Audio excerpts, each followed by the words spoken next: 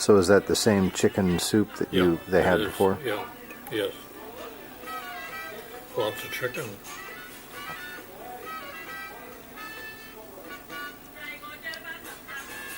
And one young lady, she was a freshman. It is surprising how kids grow up between freshman year and senior year. And They you were really change. you were just the women's coach? I was the men and women for about 4 years, and then the remaining 5 or 6 years, I did just the women. So, but for the first 4 years, you were the men's and women's tennis coach at Catawba College. Right. And what years was that? I started in January of '87. Yeah. I took the place of a young man that they had hired in the fall of '86, and turned out he had falsified just about everything with regard to his ability as a tennis coach. So they let him go. In '87, you must have been 67 years old. Yes. I was 66. Okay. I'm always, most of the year, I'm a year younger than the year would indicate. Oh, okay. I got you. Because you're born in November. Right. So, what? How many people start coaching at age 66? Not many. Not many. And then at some point when you were a coach during those years, you decided to take a class in astronomy at Yes, I did. Catawba. Yeah. Right.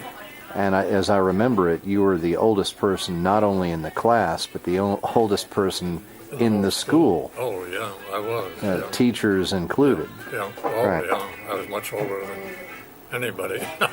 But I knew some of the kids in the class. Yeah. Yeah. Some of the kids in the class were your the kids you coached, and No, there were just, well, one of them one boy, he worked after he graduated, he went to work in the, what do you call them, where they, not the entrance, but recruiting, I guess, yeah. area.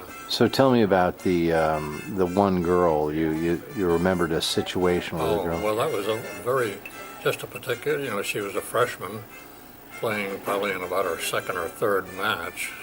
She was a reasonably good tennis player, but she was like one or two of your friends. She didn't react well to any kind of authority at all. But of course, as a freshman, she was sort of overwhelmed by everything. And in this particular match, she had lost the first set. They got into a tiebreaker at the end of the second set. And at 4-2 in the tiebreaker, it's a 9-point tiebreaker, or a 12-point tiebreaker. When you reach 6 points, you change ends. She was up 4-2. Her opponent had one more point to serve after they changed ends. So as that gal got ready to serve, she said 4-2 and served. She was really at 2-4, the opponent, but she switched the score to 4-2. Do you think she did that deliberately? Oh, sure. And what? Alrighty. Okay. Right, thank you. And what did she do? Did she get away with it? I tried to get her attention, but she didn't pay any attention to me. They finished my girl won the tiebreaker. Mm-hmm. So by then, everybody else had finished playing. Mm-hmm. So I suggested to the two of them and the other coach, why don't you just play a tiebreaker for the third set, since the total match is over. We had won it. We already had won 5 matches, 5 out of 9. So we had won the whole thing. So they played another tiebreaker. And exactly the same thing happened. When it was 4-2 and they switched ends, the opponent was down 2-4. But she speaks up and says 4-2, and I had explained to the young lady, mine, what had happened. So don't let it happen again.